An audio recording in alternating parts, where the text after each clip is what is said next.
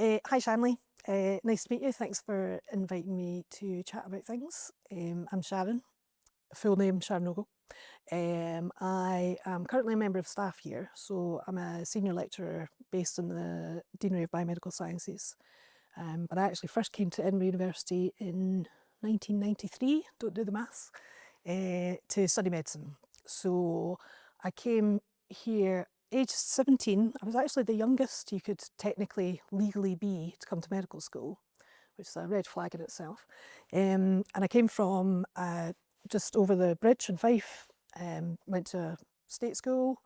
It was fairly mixed. You know, there were some, there was a lot of, well, it was mostly working class, but there was a wee bit of variety there. But certainly at school, I did well academically, and that was quite unusual. And I think in some ways that brought a little bit of pressure because the school expected things of you. It was kind of like, well, what are you going to be, a doctor or a lawyer? I'm like, well, don't know. I wanted to be a vet actually, but I met a dog with, oh no, I can't say this.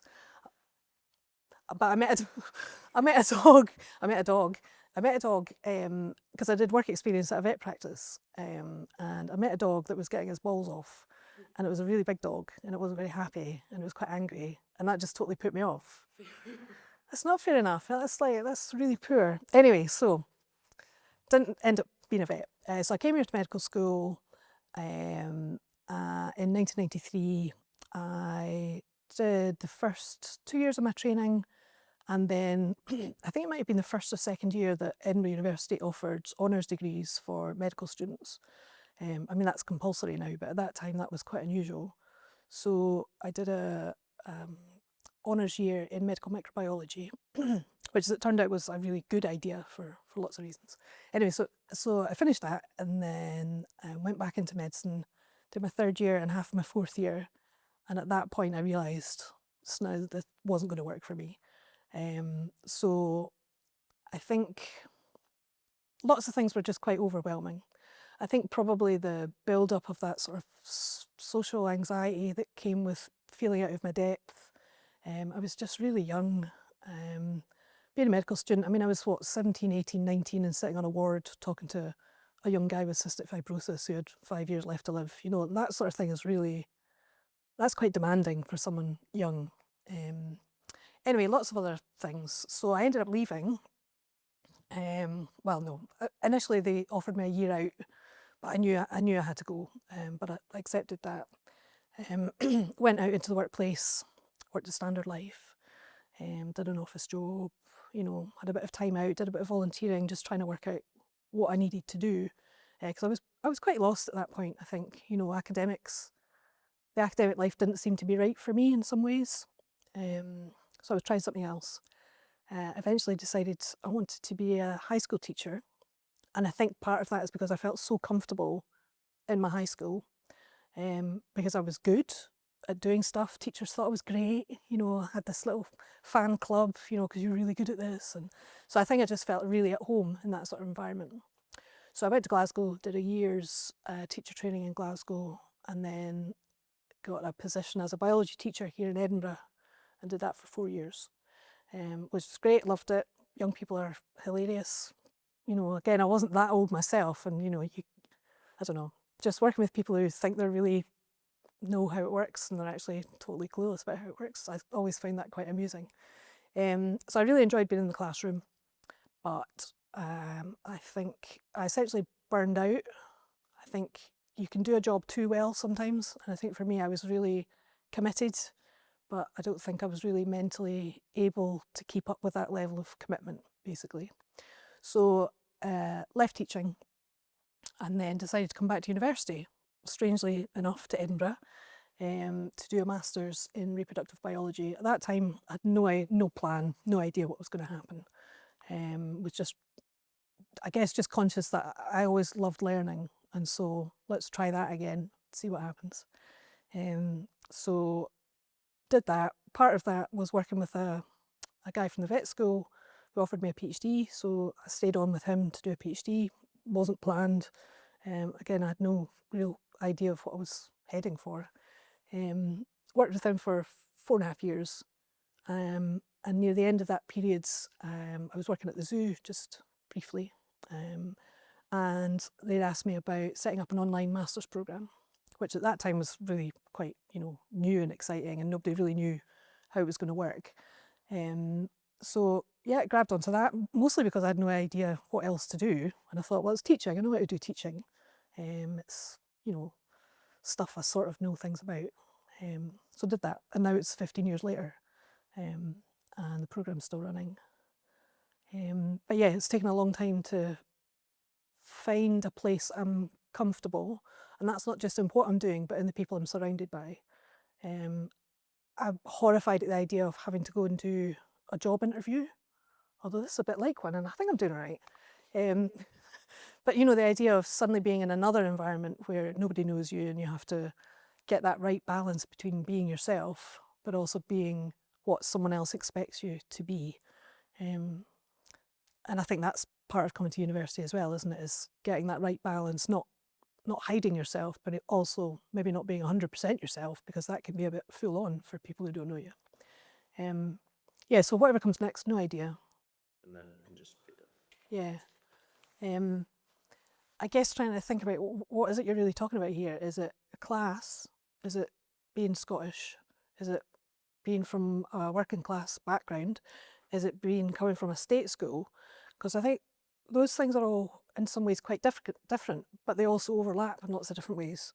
So I don't know, just in terms of like what it is you're trying to understand, is there something specific in those things that you really want to understand? Or is it more a general kind of sense of the combinations of those things that people come with? Yeah, so classism and just generally at the university is an issue. Like that's why you have the northern of society.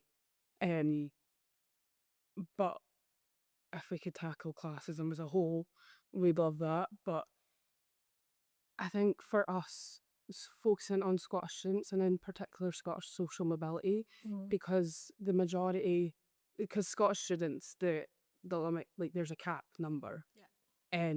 And Edinburgh Uni use the flagging system. Yeah. So I think it's actually harder for an ordinary Scot to get in Edinburgh University than a working class student. So Yeah, you've got that kind of middle ground where you're not flagged, but you're also not privileged, whatever that means. Yeah, so you've got this middle space. yeah. Yeah. So it means that the majority of Scottish students at Edinburgh are from working class backgrounds. Yeah. Are from state school. So that's why there's such a heavy focus, is just because we all kind of share that same experience. Yeah. Okay. Being from state school, being from a working class background. Yeah. And then that's how we experience classism and kind of elitism. Yeah. Although there is going to be Scottish students that don't particularly fit into that category. Yeah.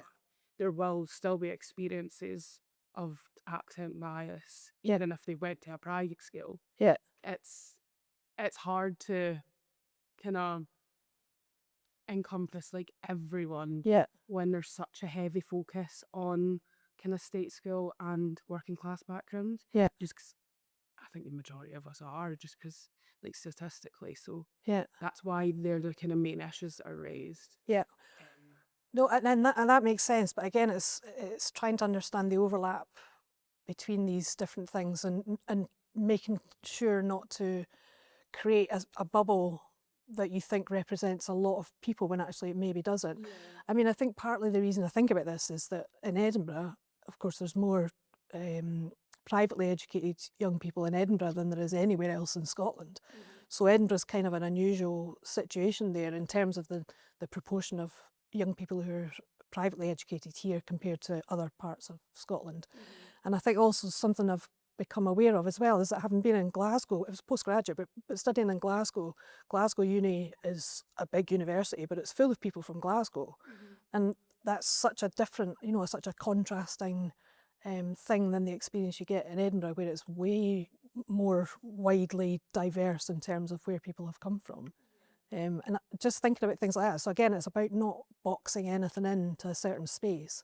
And for me, it's trying to understand where it is you're coming from, so that what I talk about is relevant to the things that you are really interested in. Yeah. And not, trying to do everything, which I don't think necessarily is possible. I think my main issue was that I was from like quite a deprived area that I actually hadn't experienced any sort of classism because I was Yep. around everyone that Yep. was in the exact same class as me. Yep. So I came to university, complete culture shock. Yep. And I think just kind of making students like me that were coming from backgrounds like that, Yep. or making aware that this is an issue, but like it's okay, and there's people that are in the same community as that, Yeah. that you can rely on, type thing. Yeah. Like, I think if I came with that knowledge, I wouldn't have struggled Yeah. throughout as much. I mean, I would identify that completely. Yeah. And it's, in a way, it's not just the school environment that you grew up in, it's also the culture around you in terms of friends, family, all those kind of things. And I think for me, that's the key thing that makes it difficult. And it's almost the homogeny of the environment, but also the experience you come to university with. Yeah. So, but equally, you could say, well, someone at the other end of some spectrum you might want to describe comes to you also with quite a narrow experience. If they've, say, example of, because we're talking about this, someone who's been brought up in a privately educated, from a generation after generation of privately educated people, maybe parents are in really high profile jobs and all these sorts of things, that in itself is also quite limiting and quite narrow. And so for me, the point is to recognise that, yes, you feel like you're coming from a limited place, but other people are also coming from limited places. And it's to, I guess, just be aware of your own biases and your own presumptions about what those people bring with them. I think the reason I'll focus on that is that, again, in medicine, so I met a lot of people who had come from, you know, wealthy backgrounds, privately educated, all the rest, but they came with such an amazing sense of pressure and expectation on them. And I think it wasn't until I was a bit older that I recognised I've come with expectations and pressures, but so have they. They're different. I'm not saying that they're equally in value, but that they're still the experience of that human being, coming with baggage, whatever that may be. So I think, yeah, I don't know how we got onto that sort of track, but that's something, again, that when you first arrive, you come with you're within your own bubble, and it's about trying to burst the bubbles together and, you know, see where the commonalities really are. They're not necessarily the school you came from, or I don't know what clothes you wear or whatever. They're actually about what bands you like, or, you know, that you like doing karaoke, or, you know, all those sorts of things. But yeah, so I think it's about, for me, I am conscious now that I came with a lot of biases and a lot of prejudices. So in terms of classism, I think it can go in both directions. You know, I came thinking anyone with a certain accent who sounded like they were from London, didn't even really know what that accent was, but, you know, I thought, well, you know, I'm not going to like you, I'm not going to have anything in common with you. And so, you know, you have to break down those things from both directions. And yeah, that's a hard thing to do. Oh, 100%. But I think a lot of that's hard to do, particularly from the working class side of things, because you assume no one's going to want to talk to you, or you assume you don't belong here. And I think that's potentially the difference, really, is that someone coming from maybe a more privileged background have more of a sense of themselves, potentially. You know, you can't talk for everybody. But that was my experience, is that although maybe we're both struggling, my response to that is to pull back and think, well, I'm not entitled to a voice, whereas somebody else might be, well, I'm going to do something about this, because you feel entitled to do something about it. You know, if you feel entitled to the space and the time and to use your voice. So I think in some ways maybe that's actually the difference. And I think certainly private education seems to give those sorts of senses of confidence, and it's not even entitlement, because that comes with a sort of a negative connotation, but the sort of the permission to use your voice and make things different. Whereas I think from a working class perspective, you're not necessarily brought up with that sense of, well, you know, if you don't like it, do something about it. And I wonder, yeah, again, part of the nuance around it, I wonder if that's part of the nuance. Yeah.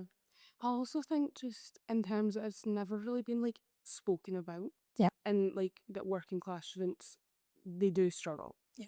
And I think even just recognise it, validates them, and then they become a lot more comfortable and confident in the space. A lot of it is feeling uncomfortable and confidence issues. And then when that's addressed and you're validated, you're so much more like involved on campus. We had people saying, like, oh, you can be friends with people who are privately educated, and I am. There's nothing, I have loads of my friends are privately educated. It's not about that. Yeah. It's just about sharing kind of our experiences, Yeah. making us feel validated. Yeah. And in turn, that'll improve university life for everyone. Yeah, and just life in general for everyone, just being able to listen to other people's perspectives. And yeah, in an ideal world, everybody comes with an open mind and goes, well, this is my experience. I recognise these are the privileges I've had, but equally these are the difficulties I've had. And that'll apply to everybody, whatever they are. And yeah, let's find out what other people feel or how other people deal with things. And yeah, in an ideal world, none of that matters. But I know that it happens, it's still there. But I think, again, going back to a previous point, but I think that can come from both sides. And it is very much about having equal permission to express yourself, equal permission to speak up, equal permission to share your own experiences and be, like you say, be valued and validated in that. It's interesting, just going back to something that triggered a thought. As much as you can have any expectation of what university is going to be like, age 17, i.e. very little, my expectation, I think, was, well, I'm from only 15 miles away. You know, I've come to Edinburgh on the days out. You know, Edinburgh's a city I know. It's, you know, I feel completely entitled to be here. And so I think in my mind, I thought, well, Edinburgh will be a comfortable place for me. You know, that'll be somewhere that I feel totally at home. But actually the reality was completely different, because I wasn't surrounded by folk down Princess Street, or I wasn't in a club just hanging out with folk. Or, you know, I was surrounded by a selected sort of proportion of society, and that selection was made in a way that didn't necessarily feel that comfortable for me. Didn't feel, like you say, I didn't feel like I was part of that gang in a way. And it's not that there wasn't anybody who'd come from similar backgrounds. It's just it did feel very diluted. And I think when your expectation isn't met in that way, that's very difficult, because as a 17-year-old, you're like, I have no idea how to do anything about that. And so, yeah, I think you come up with your own, well, you sink or swim. You know, you might just say, well, it's not for me, and turn your back on it. And I think that's a real shame. But equally, you would come up with your own strategies for how to cope with that new environment, with things not being the way you thought they were going to be, with not feeling comfortable, not feeling confident somewhere you thought you would. And for me, I mentioned it earlier, for me that was definitely humour. And that was exaggerating what I thought people thought was Scottish, so that I could be the funny person. So I would get invited to a dinner party, which I'd never been to before. But my job really in my mind was to be hilarious, because that was the way of having a place at the table, was to be funny. It wasn't to talk about what school I went to. It wasn't to talk about what activities I did. It wasn't to talk about what sports I was amazing at, or where I went on holiday 2 years ago, because I didn't have those things. So it was really, I think for me, it was about finding something that was universally accepted and valued, and that was being a bit silly and funny. Yeah, but again, everyone's going to come with something. But it's about knowing for yourself what that thing might be. You know, I think you've got to be quite socially savvy in lots of ways. And I'm going back to something you were saying earlier. If you're not surrounded by lots of different people, or people from different cultures, or with different ideas about things, you've got a limited base on which to say, well, this might work, or, you know, this would be a good idea, because you don't have that diversity around you to help you do that. But yeah, I'd be interested. I mean, do you think you've had a strategy? Because obviously you're here, you're thriving, you're doing good things. So you must have had some way where you could almost reconcile. Yeah. Now that you mention it, probably humour. Yeah, I think that, like, I was, like, if in my flat, I was like the funny person. I'll always go out, and you can, like, I'd always do anything, kind of, if there was a plan of, like, should we go out tonight, they'd know that I'd say yes. I think it was also just kind of chucking myself into every situation to try and, like, have kind of bonding experiences. And then through that, like, it'd be like humour, like you said, and but, like, I've never looked at it that way, and it's really interesting now. Yeah, I mean, these are really subconscious mechanisms by which you try and fit yourself in somewhere. And it's not just here at Edinburgh or at any university, it's, you know, in life in general. You know, you kind of read the room a little bit and go, well, what is it I can bring that someone else maybe can't bring, or what am I actually better at? And for me, it was just being a bit silly and, drinking too much and all the rest. And for me, I think that was reasonably comfortable. Looking back, maybe I could have found a more, maybe I wouldn't even say less self-destructive, but maybe there would have been other ways maybe that I could have, other mechanisms I potentially could have used to try and fit in. But certainly for me, that was one that worked. I had friends. I was able to connect with other people. I probably was known as somebody who, was maybe a bit mad, in that sort of slightly positive way, like, well, they'll probably just say something really silly and it'll be amusing. But I can imagine for some people that wouldn't actually be a comfortable way to do it, because you could feel like you're diminishing yourself in a way. You're being seen for being funny rather than for being academic or for being really good at sport or those things. But I think you have to find the thing that you're comfortable with and that connects with other people. And that could be lots of different things. It also makes academics suffer, especially in first year. My whole focus was on trying to make friends and fit in, and how to adapt to all this, that I completely just didn't focus on the academics. So my grades in first year compared to what I get now, completely different. Yeah, because your attention is focused somewhere else. Yeah, and again, probably a lot of that's quite subconscious, subliminal, that you're not even actively thinking, but you get to the end of the day and you're a bit knackered because you've been trying to connect with people that actually is quite hard work sometimes. Yeah, no, I totally get that. I think the other thing, which didn't really apply to me particularly, but I know it can do, is that sense of being the big fish in the small pond and coming and being very much a small fish in a big pond. Where academically at school, maybe if you were at a school that didn't perform particularly well, but you were pretty good, and that brought a sense of pride or whatever, or certainty about yourself, and then you come into this environment where people have been selected, top sliced from all across the world, and suddenly you might still be the best in your class, but it's less likely. And I think for me, very early on I realised that that was never going to be my thing to exploit. I was never going to be academically the best. And I think very early on I was actually okay with that. But again, I think that's something you can struggle with if you're used to having been, a bit special in your home environment or your school environment, and then suddenly just being really the same as everybody else academically. That was me, to be fair. My school was bottom 5 in Scotland. Yeah. There was 4 people in my year that applied to university. Okay. None of my friends went to university. I'm completely out of touch with them at all now, because I find myself in this kind of weird limbo of I don't quite fit in here and I don't fit in at home anymore. Yeah. So I've lost touch from home. If I go home, they're like, oh, "You're so posh." Yes. I'm posh, by the way. Posh 5. Just saying. Posh. And I'm just that's made me lose touch at home, and then adapting, like you said, to not being the smartest, and it's just a knock of your confidence. Totally. Kind of like a bathtub is filling up.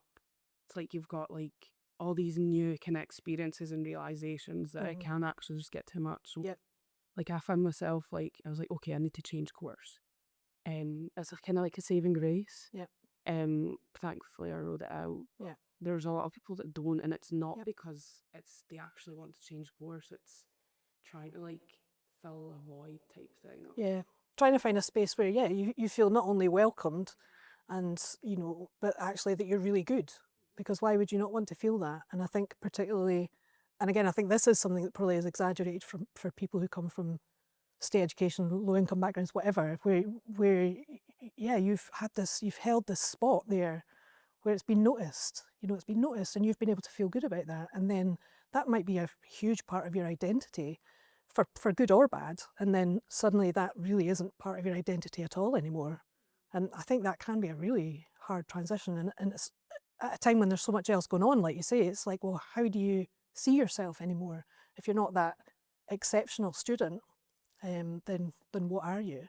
I think that's hard. And one of the other things I wanted to talk about, you mentioned it briefly, is that being in limbo. I think that's immensely powerful, and again, it's something that's not talked about. So from my own perspective, age 17, I was desperate to leave home.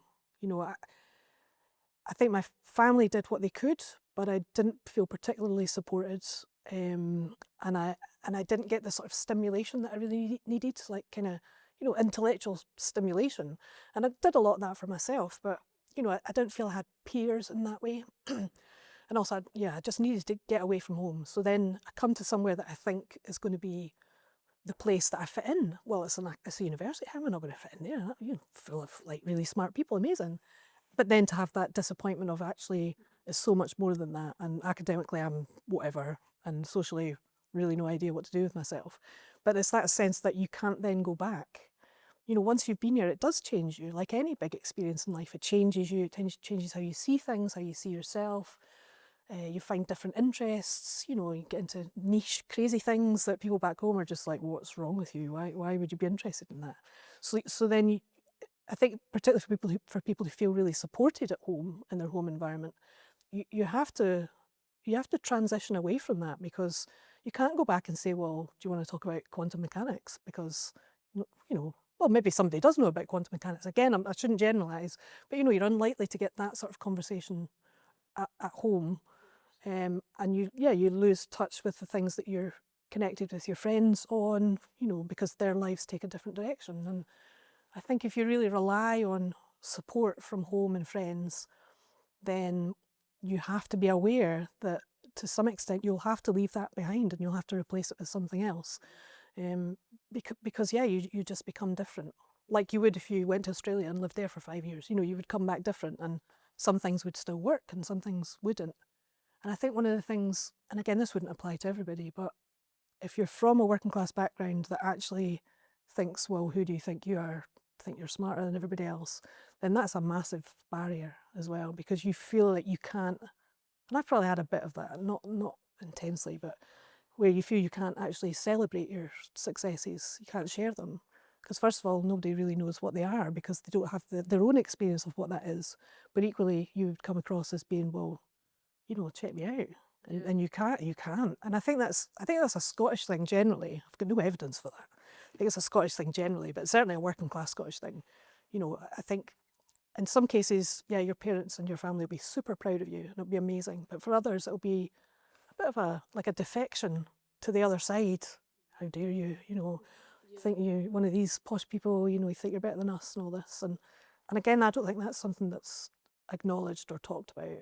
But as a young person coming into a whole new environment and suddenly feeling that, like you say, you don't fit either place, that is really hard.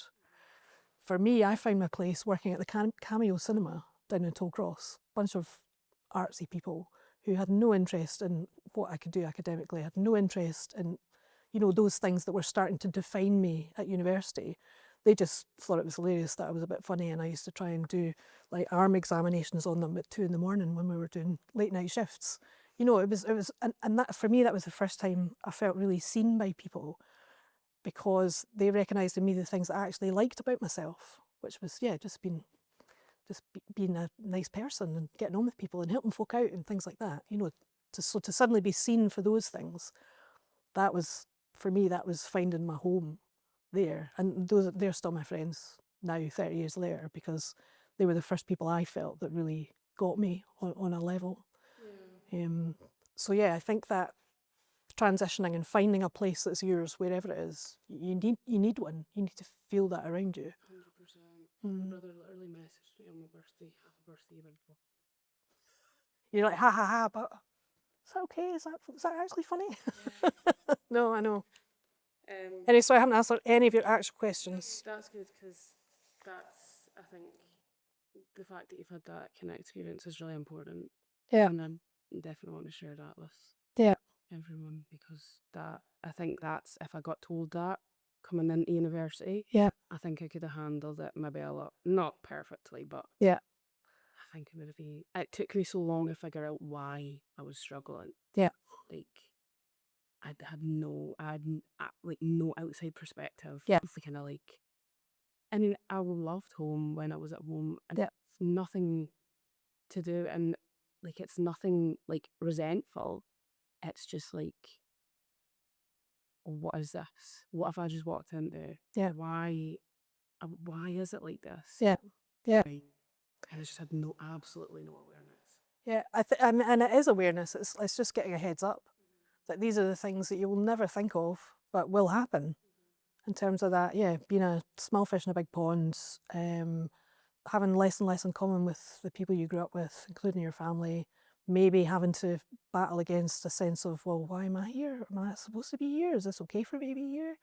And that sort of, yeah, self-doubt. When you're surrounded sometimes by louder voices and more confidence, it can be really hard to push through that. I mean, I guess if it comes to the positive side of it, if I'd stayed where I was and not had the experience of A, coming to university, B, coming to Edinburgh University, and see all the adversity that came with that, there's no way I would be comfortable talking to anybody in the street. There's no way that I would feel entitled to be in any space. And that's taken a long time to develop. Like even working here, I've been here working here nearly 15 years, and it's probably took the first 10 years to go, is that actually okay? Is it okay for me to work here, you know?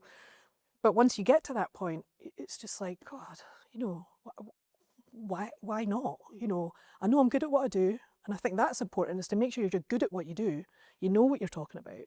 You're not, blagging it, or, just be completely honest about what you can and can't do.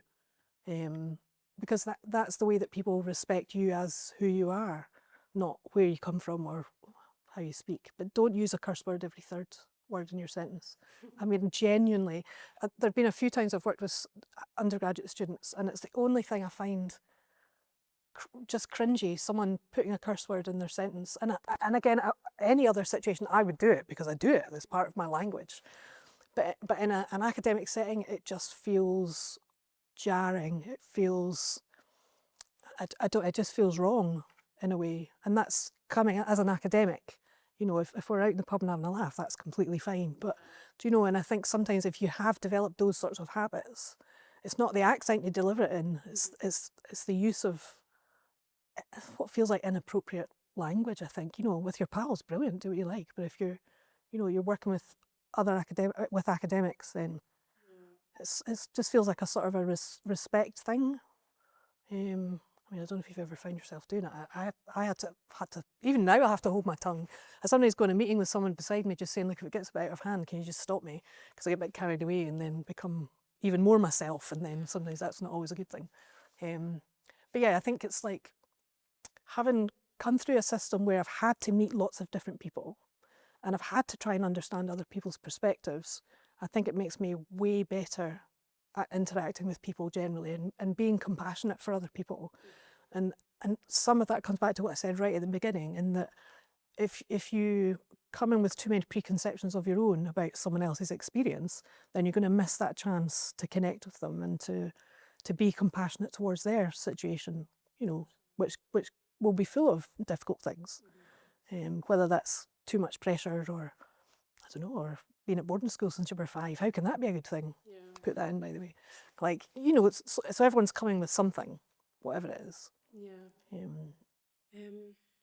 At your time at university, was there any initiatives trying to tackle elitism or classism?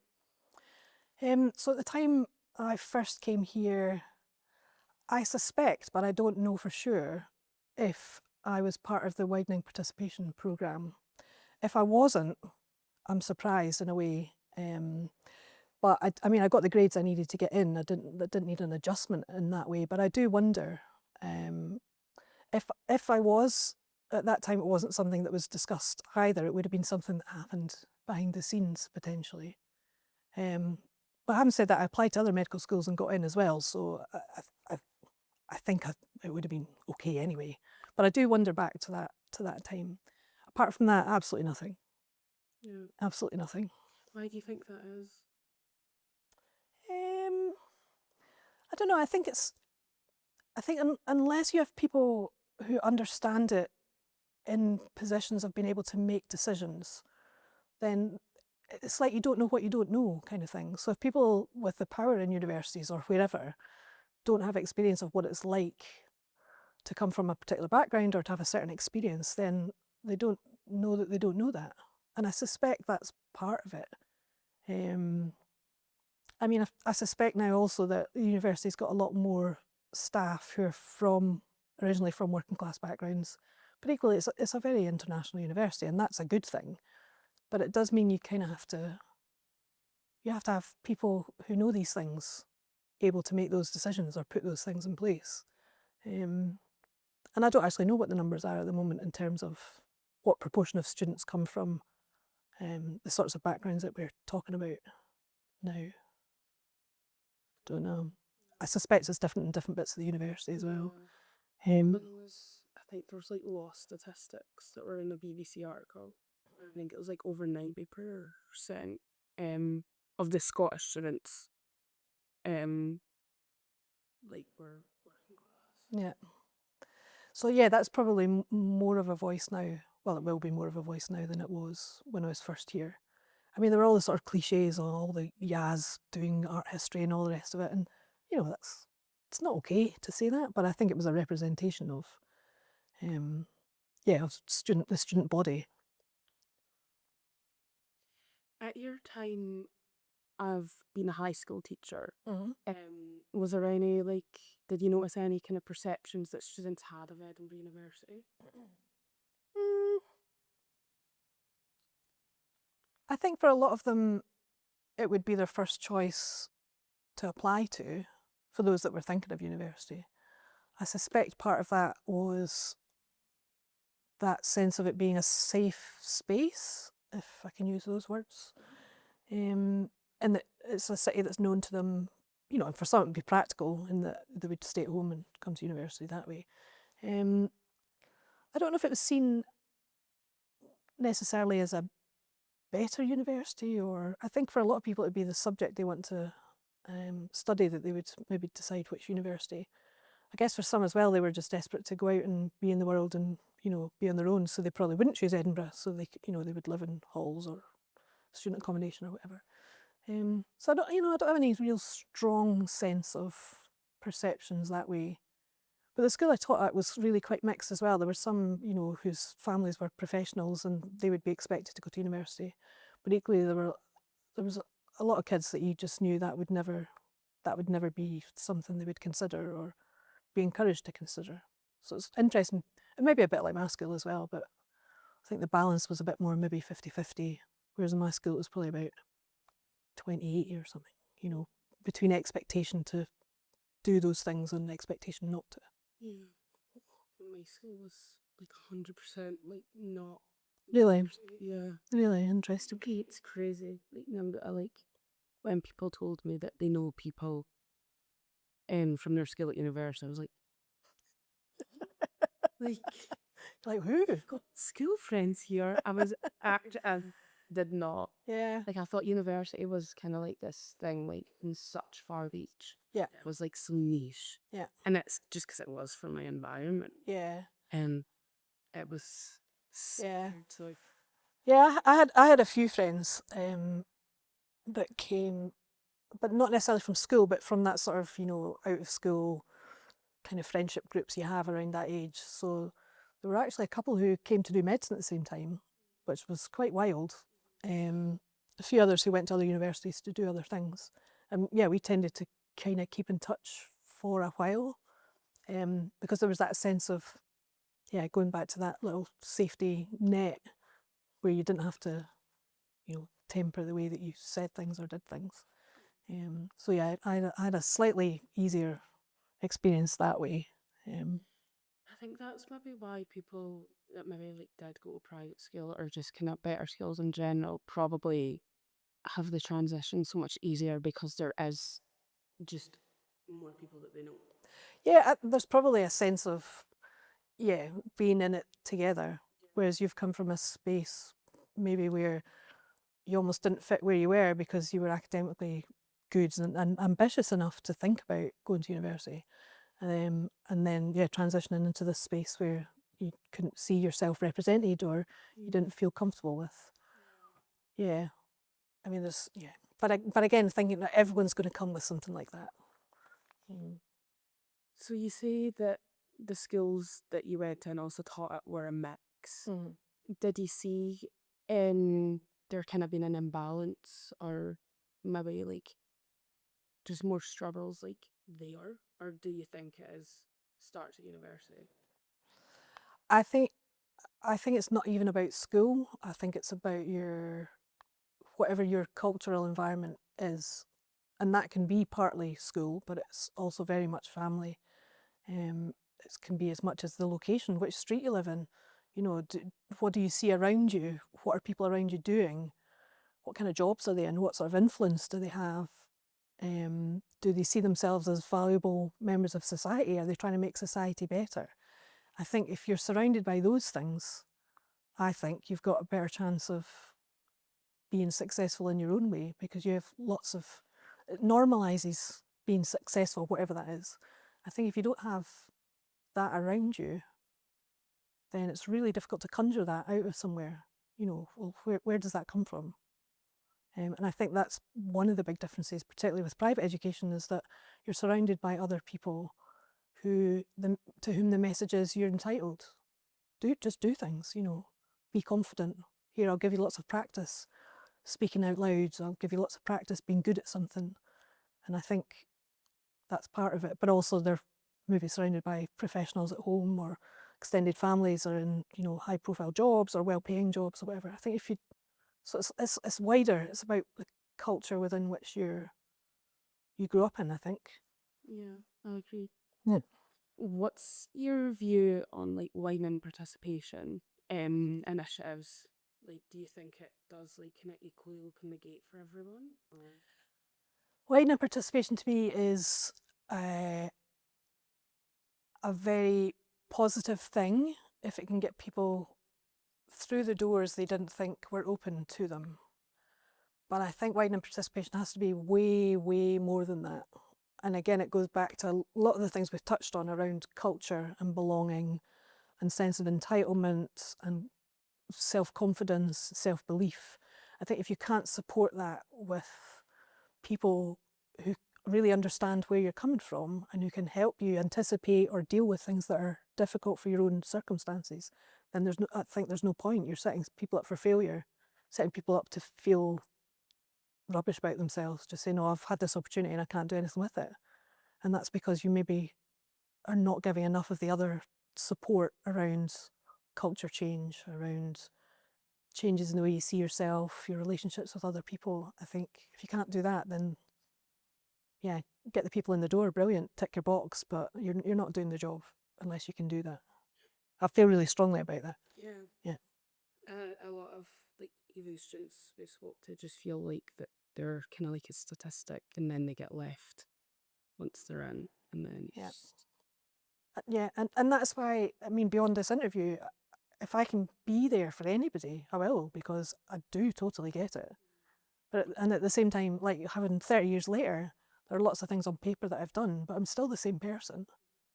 But what's changed, I think, is that sense of being, and again, I hate this word entitled, but being, it being okay for me to speak up or to take the place that's there for me. And yeah, that's something that does take a long time to learn for yourself. But I think as long as you know that that is possible, then maybe it's easier to stick with it. I don't know. Yeah. No, I do feel really strongly about it. Yeah. The question was just, you had touched on it, the importance of people in decision making kind of powers. Yeah. And having that perspective of kind of just working class students and the struggles that they'll face when they come to university and experience it all, Yeah. just to expand. And do you think it has improved? It's hard for me to say whether things have improved or not. I think what I can say is that having been a student, I'm now a member of staff, which is a good thing. But I think it varies across the university for sure. I mean, thinking back again to my own circumstance coming to study medicine, I'm now a friend of mine who came at the same time. He's now involved in the recruitment process. So he's somebody who understands a lot of those specific difficulties of that we've talked about, but he's now part of that recruitment process. But that has taken 30 years. So I think certainly when it comes to things that are going to influence student experience, then and for as long as you're still trying to encourage Scottish students to come to Edinburgh University, then you have to have people with those experiences in those positions. Why would you not do that? And that's not saying that no one else could do it, but it's the authenticity of experience. And, you know, I could say a lot of things about a lot of things, but only some of those things will be meaningful to me and therefore may be meaningful to somebody else. And it's some of the things we've talked about. There's the nuance around shifting cultures, around having to take yourself from one safe place to somewhere else that you feel safe and that you feel valued and that you're part of. Yeah, and I think everyone has to go through those processes, but there are some very specific things for people from this kind of backgrounds that they need to know it, they need to have lived it in order to share it. I mean, we talked about lived experience in all sorts of other settings. Why not in this setting as well? So yeah, I think you need those voices in those positions. And yeah, again, going back to the thing, you don't know what you don't know. So you can't expect someone to account for everything and everybody without speaking to different people with different experiences. I mean, that's like obvious in a way. Toilet awareness is so busy.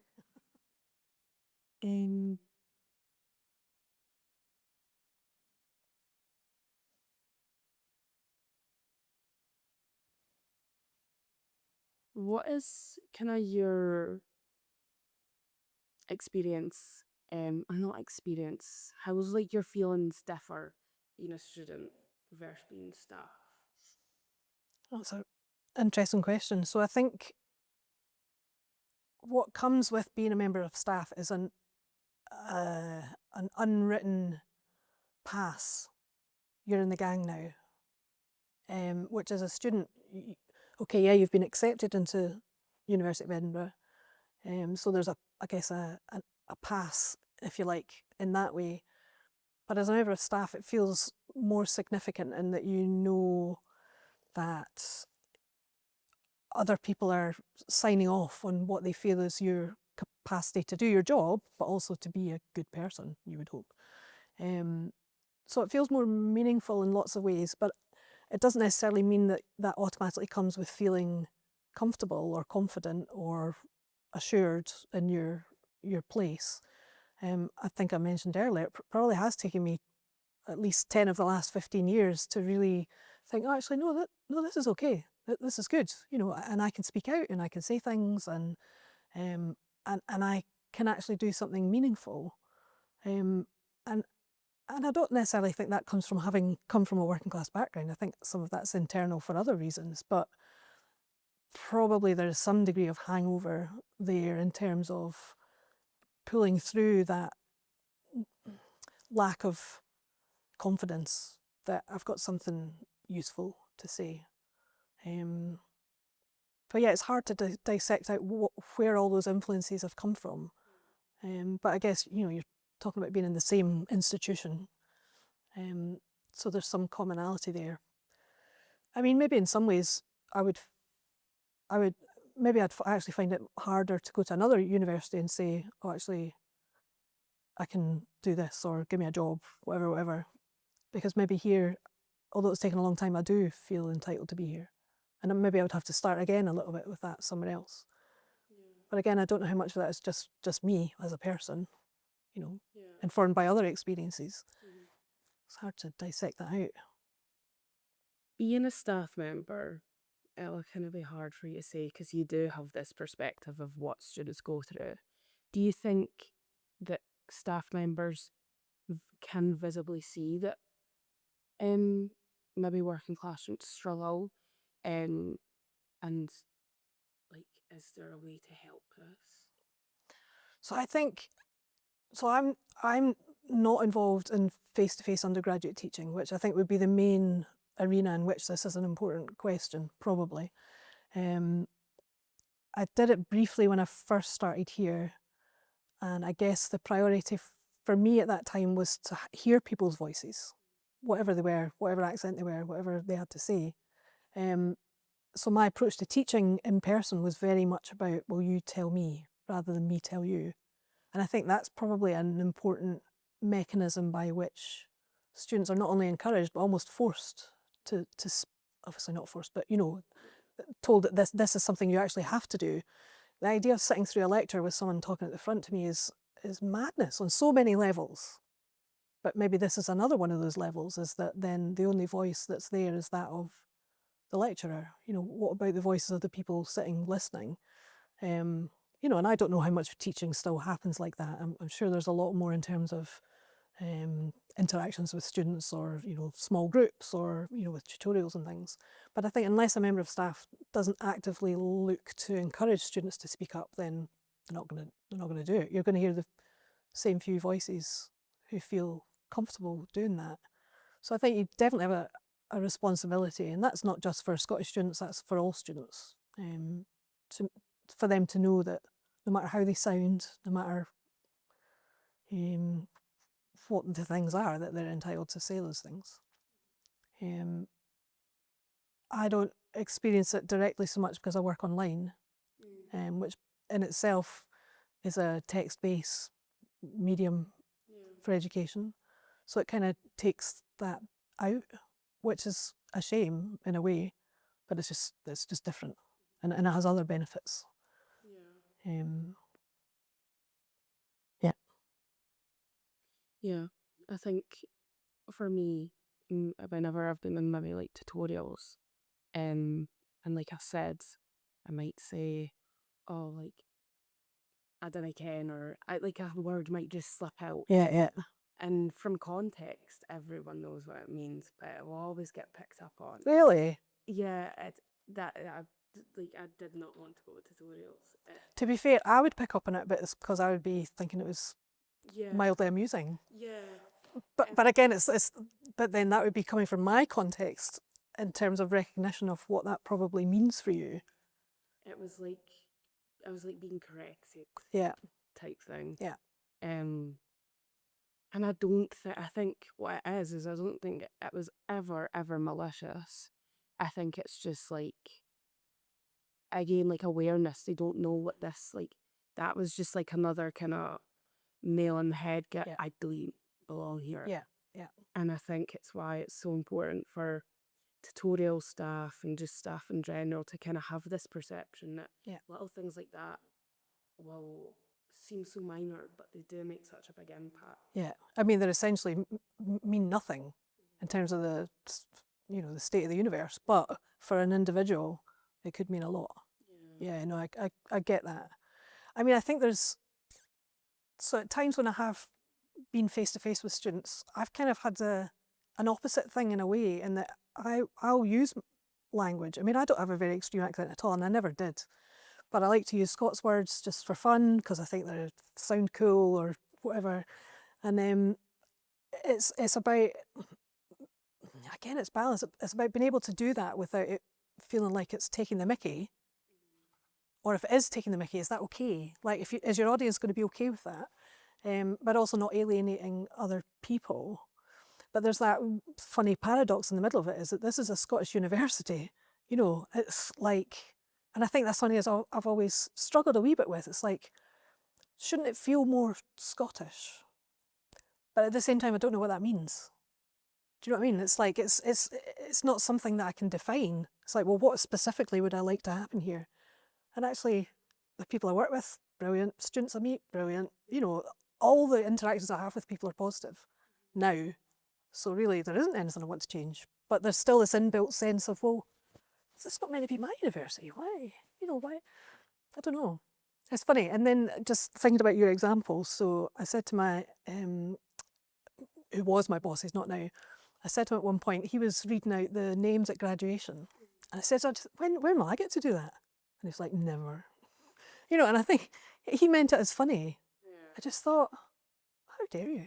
Yeah. Why not? And I don't think it's anything to do with being Scottish. It's probably just because I'm a bit unreliable sometimes, and I get a bit carried away. So I got it and I took it as a joke, but at the same time, it's little things like that you just think, wait a minute. You could have just said, oh yeah, that'd be a great day, or oh, that'll be really fun, or but it was not. It was just completely shut down. But again, in themselves, do these things mean anything? Probably not. But in your own mind, if you already are preoccupied by things like that, then yeah, they can feel big.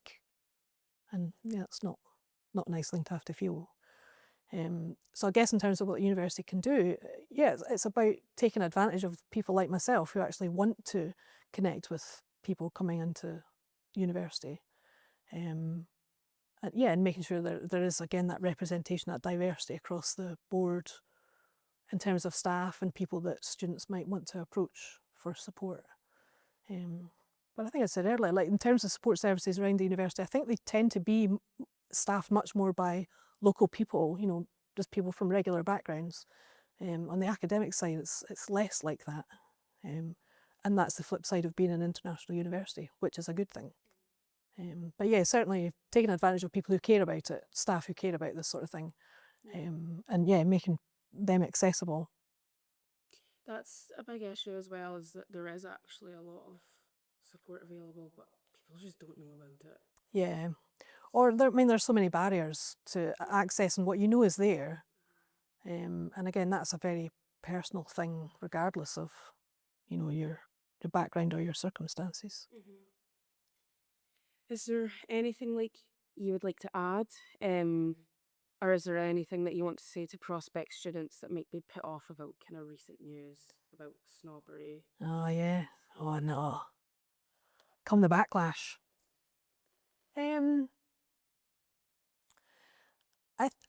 I think the key to success at university is about understanding yourself, understanding what your strengths are, where your biases are, what advantage you can take of the diversity of opportunities and people around you.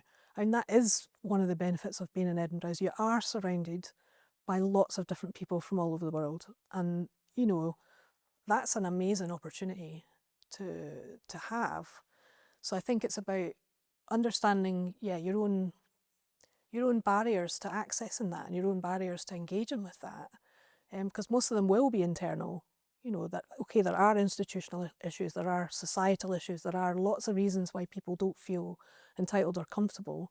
But I think often that's an internal barrier more than an external one. And so it's about trying to understand what your barriers are. And you'll never be disadvantaged by talking to someone who's not like you, ever. You'll always learn something. And if you want to be a compassionate, helpful person, then the more people you can understand, the better. So yeah, it's really an internal barrier. Nothing bad comes out of a conversation with somebody. There's always something positive, even if you want to knock their block off, which you don't do, by the way. Violence will solve nothing. Probably.